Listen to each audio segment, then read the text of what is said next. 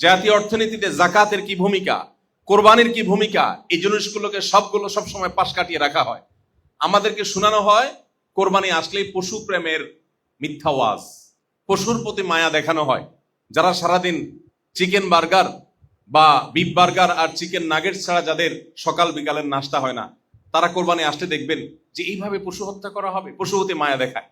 অথচ জাতীয় অর্থনীতিতে কোরবানির এত গুরুত্ব, সেই কোরবানির ইবাদত যেটা ইসলামের একটা গুরুত্বপূর্ণ বিষয়, একটা বিধান আল্লাহ, সেই ইবাদতকে ঘিরে রুটি রুজির ব্যবস্থা যারা করছে, আমি কোন বাজারে গিয়ে বাজার কর্তৃপক্ষকে বলেছি যে এই মাইকে গান বাজাচ্ছেন, এর চাইতে বড় নিমক হারামি আল্লাহর জমিনে আরেকটা হতে পারে না। যে ইবাদতকে ঘিরে আপনার রুটি রুজির ব্যবস্থা হচ্ছে, সেই ইবাদতকে আপনি কলুষিত করছেন। যারা ইবাদতের উদ্দেশ্যে গরু ছাগল কিনতে আসছে তাদেরকে আপনি গান শোনাচ্ছেন, এর চেয়ে বড় জুলুম আর অবিচার আল্লাহর জমিনে কি হতে পারে?